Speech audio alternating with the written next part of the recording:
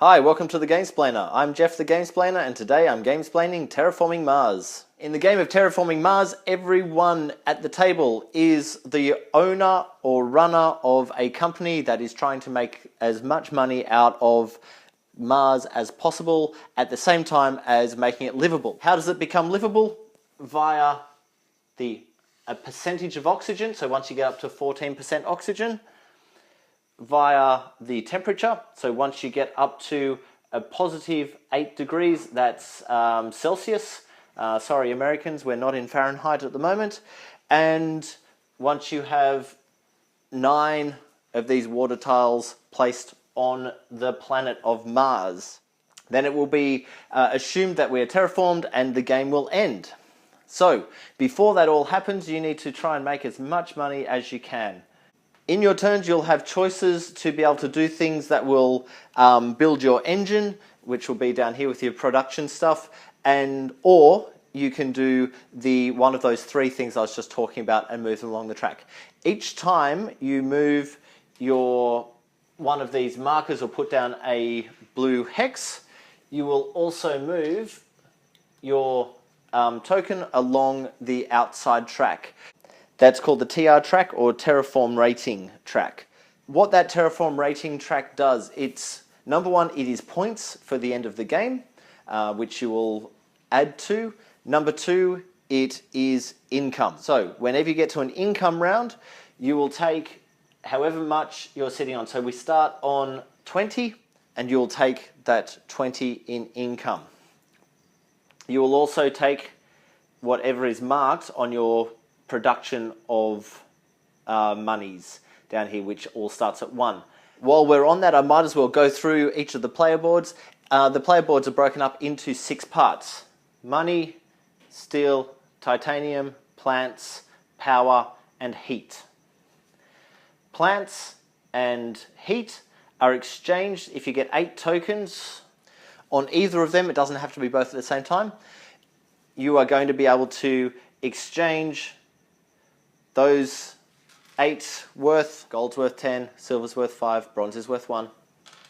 You'll be able to exchange those 8 worth to move, if it was the heat, to move the heat of the entire planet up one of the markers there, and when you do that, you'll move up the TR track. Or you can trade your 8 from the plants for one of these green hexes. When you take a green hex, you'll place that somewhere on the planet of Mars. When you place one of the green hexes on the planet, you will raise the oxygen level because plants create oxygen.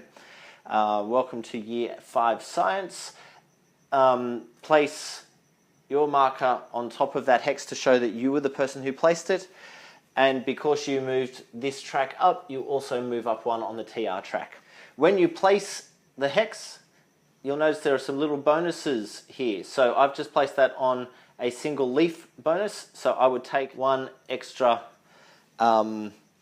resource into my leaf area. Now while we're on the placement of hexes, so I've just put one of the green ones onto the planet. There's a few rules that we need to know about with where we're allowed to place stuff. So for starters, there are reserved hexes. They are in slightly different colors. This one here, there, those 3, that one, this line up here. They are all in blue. They are reserved for the water tiles. Noctis City, Ganymede Colony, and Phobos Space Haven are all also reserved for specific cities to go into them. So you're not able to place just anything in those spots, just what they're actually reserved for. The rest of the planet is fair game for placements. However, whenever you place a green tile, so a greenery, one of the ones that I've just placed, if possible, you must place it next to another tile that you already own. City tiles, which are on the other side of the hex, can be placed anywhere, except they're not allowed to be placed next to other city tiles. So if there's a city tile here, it doesn't actually matter who owns it. I'm not allowed to place another city in any of those hexes there. The only exception to that is Noctis city. If I've placed a city there, it's not a problem at all. There are a whole bunch of other tiles, like this one, which come up on the player cards, and they're actually explained on those cards, so I'm not going to go into them at the moment. Let's run through the phases of the game and how we move through it now that we are aware of the board. So first up is the player order phase. That's just literally passing the first player marker to the next person to the left. Then we go to the research phase, which is this stack of cards. Everyone gets 4 of them, has a look at them, and decides how many, if any, they wish to keep. Once you choose to keep them, they will cost you 3 space bucks per card that you're hanging on to. Those 2 phases won't happen in the first turn because that's already happened. So let's jump into the action phases. This is where the meat of the game is. This phase is broken into a whole bunch of different options. You're going to take 1 or 2 of these options each turn. Once you've taken 1 or 2, the next player goes, and that goes around the table until it gets back to you. Then you have a chance to do another 1 or 2 things.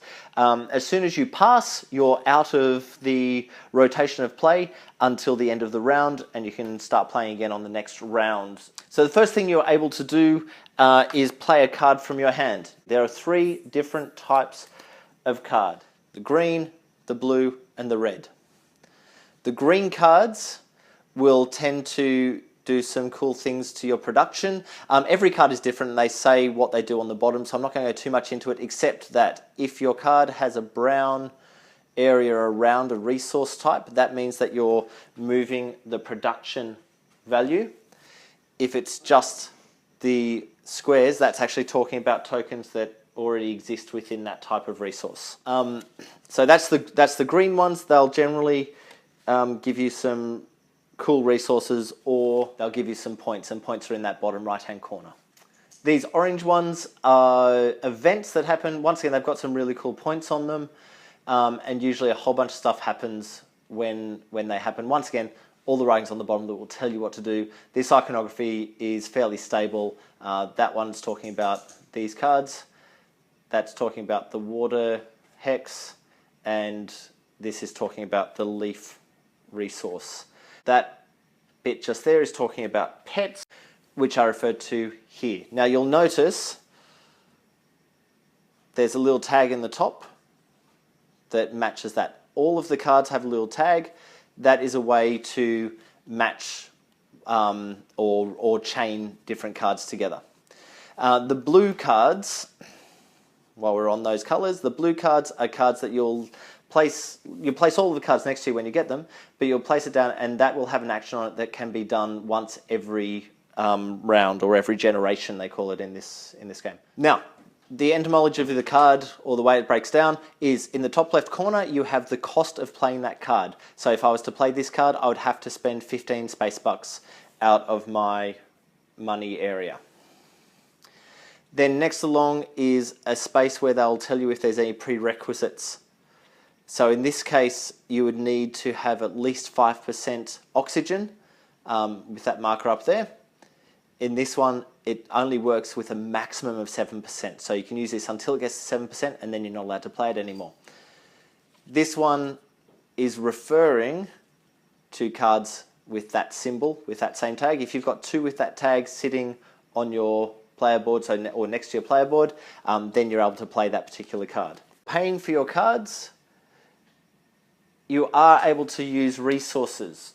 The steel resource, you're going to use, if you use one of these for a card that has that building tag in the top right hand corner, you can use this instead of money, and it counts as 2 monies.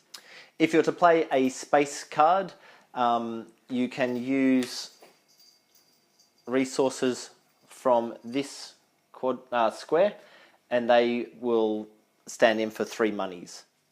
The next thing you're able to do is use a standard project. Standard projects are listed here. I'm not going to go into them, except the cost is on the left-hand side, the benefit is on the right-hand side, and that iconography goes along with the rest of the game.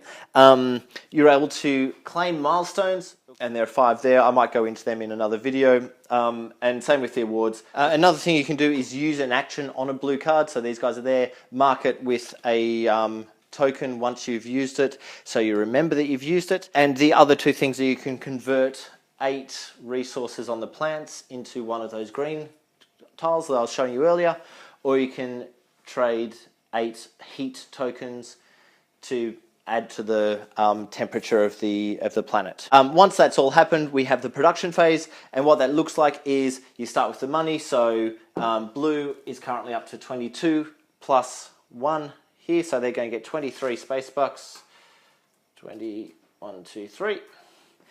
Then these two are both on 1 each. 1 there, 1 there. The plants one is sitting on 3, so he'll take 3. Now, before you get to this one, any energy that were sitting there need to be pushed across into the heat, and then you create your new 1 there and 1 there. It's probably a good thing to push that across before you do the money, so you don't forget to do it.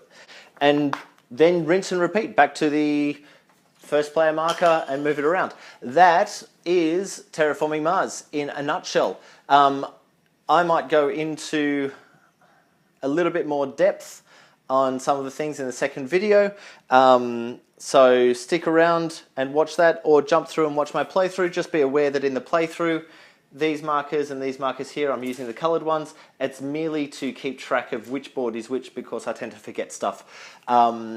This is a much more sustainable way to play. I've tried playing with these as the actual markers, and you run out of them really quickly. So I'm pretty sure this is how it's supposed to be played. If someone wants to comment below and change my mind on that, that's fine. I'm open to suggestion. If you have any comments or suggestions, please write them below. Subscribe to my videos to keep up to date with the games I'm gamesplaining.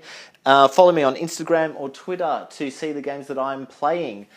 If you have any games that you wish to be gamesplayed, please shoot me an email at thegamesplainer@gmail.com. And until next time, enjoy gaming.